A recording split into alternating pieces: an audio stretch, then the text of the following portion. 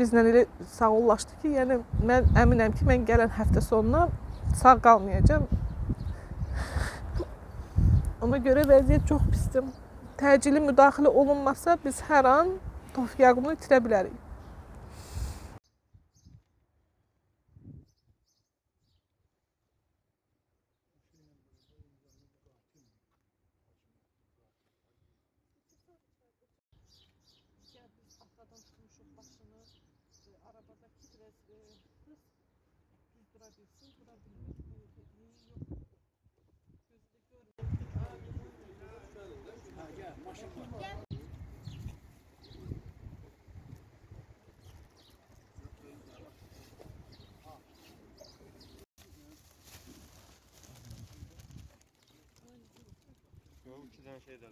Ata ilə görüşdük. Vəziyyət çox kritikdir. Həddən artıq çox kritikdir. Hətta məhkəməyə qədər sağ qalacaqmı, o da belə sual altındadır. Heç taqəti yoxdur, göz yumulur. Yəni, insan ki, can verəndə son nəfəsi necə olur, halsız və əlil arabasında gəldi. Yəni, heç addım ata bilmir və hətta bu gün məhkəmə ilə bağlı dedi ki, heç bilmirəm mən ora gedə biləcəmmi, ya yox. Hətta bu gün bizlə vidalaşdı ki, bu həftə sonunda mən əminəm ki, sağ çıxmayacağam. Vəziyyət çox pisdir. Həkim mütləq bu gün getməlidir. Getməsə, hər an hər şey ola bilər. Hər an hər şey ola bilər. Çünki özü belə deyir ki, mən artıq tükəndiyimi hiss eləyirəm ki, get-gedə tükənirəm.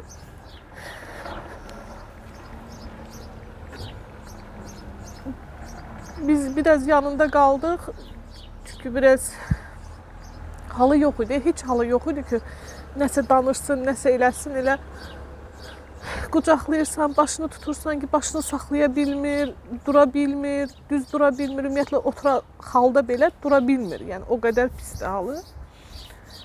Və dəbə neçə gündür özümü öldürürəm ki, həkim getməlidir, adil doktor buraxılmalıdır yanına və buraxılmır və nəticədə bu vəziyyətdədir. Adil doktor bugün gec olmadan və indilərdə gəlib baxmalıdır ona. Ona hər hansı bir müdaxilə eləməlidir. Çünki məhkəmə vaxtına o vaxta qədər heç özü belə deyir ki, mən bilmirəm, mən ora gedə biləcəmmi, mən o vaxtda mən yəni huşum özümdə olacaqmı, yəni taqət heç olsa taqət yoxdur, yeriyə bilmir. Amma vəziyyət çox pisdir. Həqiqətən pisdir. Hər an geri dönməz hallar baş verə bilər. Hər an biz onu itirə bilərik. Danışacaq başqa sözüm də yoxdur. Çünki 34 gündür artıq, yəni bir gündür, 2 gündür, 34 gündür və deyəcək sözlərim artıq tükənib. Ki, Tofiq Yaqubunun azadlığa çıxması üçün yalnız cəmiyyətdən dəstəyimiz odur ki, ancaq prinsipal olaraq hökumətdən tələb eləmək. Yoxsa biz Tofiq Yaqubunu çox yaxın günlərdə itirəcəyik. Çünki gözü belə bildirdi ki, dünəndən bugünə halım daha çox pis dəyişib. Heç bilmirəm bu gecə necə olacaq, hətta səhər necə olacaq bilmirəm. Vəziyyət çox pisdir və təxirə salınmadan doktor Adil Qeybullah Tofiq Yaqubunun yanına buraxılmalıdır. Çəki artıq 77 kiloqram 800-ə düşüb. Yəni artıq sürətlə də çəki itirməyə başlayıb artıq. Buradakı məsələ ki, həkimlər ancaq gəlib təzyiq, saturasiya, çəki ölçürlər. Ondan başqa bir şey etmirlər onsuz da. Hətta onların müdaxiləsindən belə biz ehtiyat edirik. Çünki biz o həkimlər tanımırıq. Onların peşəsinə işimiz yoxdur. Ola bilər savadlı həkimlərdir, peşəkar həkimlərdir. Ancaq biz etibar eləmirik. Biz çox şeylər görmüşük ki, bu ölkədə nələr baş verib. Oqtay Gürəliyev məsələsi misalı var. Biz ona görə biz özümüzün etibar elədiyimiz həkimin Tofiq Yaqubunu müayinə etməsini istəyirik. Yəni, adil doktor ilk dəfə deyir ki, Tofiq Yaqubunu müayinə etsin və yaxud o, bundan əvvəlki acıq aksiyalarında da yenə o adil doktor Tofiq Yaqubunu müayinə eləmişdi. səhhətini kontrol altında saxlamışdı. Niyə Adil doktor israrla tələb? Çünki o onun Tofiq Yaqubun səhhətindəki olan problemləri daha dəqiq bilir, daha dərindən bilir.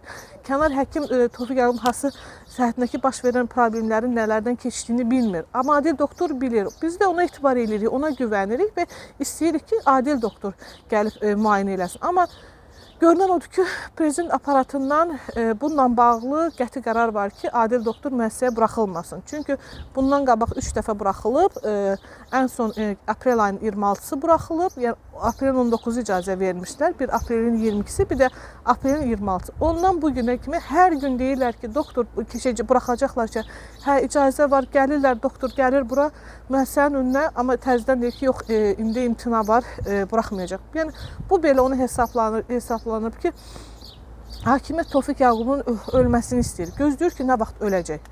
Tofiq Yaqublu burada cinayət törətməyib. Hər hansı bir qaranlıq işləri görməyib ki, deyəsən ki, mən məsəl üçün Tofiq Yaqub cinayətkar olsaydı, mən bugün sizin önünüzdə olardım. Sakitcə gəlib atıma baş çəkib gedərdim. Tofiq Yaqubu şəhərlənib, azadlıqdan məhrum edilib. Artıq 17-ci aydır ki, Tofiq Yaqublu həbsdədir, qanunsuz olaraq həbsdədir və bu qədər cinayət işinin saxta qurama olduğunu Tofiq Yaqub dəfələrlə məhkəmədə sübut eləsə, mən onu ictimailəşdirdim dəfələrlə, sübutlarla, faktlarla, bu qədər reallıqların, yəni hər kəsin gözünün qarşısında baş verən bir şey, yəni də bütün bu dırnaqarası cinayətlə bağlı hələ hakimiyyət tərəfi bir dənə ortaya bir sübut qoya bilmir. Bununla belə Tofiq Yaquba ən ağır cəza veriblər. 9 il. Hətta bugün belə anam dedi ki, bəlkə dayandırasan. Dedi, yox, mən gelib 9 il həbsxanada qalmayacağam. Yəni ölməkdirsə mən elə burada öləcəm. Yəni də mən onu öz iradəmlə seçirəm. Mən gelib həbsxanada getmək istəmirəm və gelib 9 ildə həbsdə qalmaq istəmirəm. Onun tələbi onun azadlığıdır. Azadlığını istəyir. Haqqı olan azadlığını istəyir. Ən azından mən bugün kimlərin ona dəstək, yadımda qaldığı qədər ilə cəmiyyətin ona dəstəyindən danışdım. Kimlər dəstək olur, kimlər nə yazır. Düzdür, o da onun üçün bir stimul oldu, bir əhval-ruhiyyəsinə biraz müsbət təsir elədi.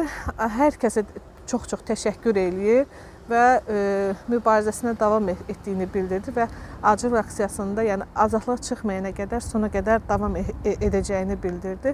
Sadəcə ki, biz bugün bizlə elə sağollaşdı ki, yəni mən əminəm ki, mən gələn həftə sonuna sağ qalmayacağam. Ona görə vəziyyət çox pisdir. Təcili müdaxilə olunmasa biz hər an Tofiq Yaqubunu itirə bilərik.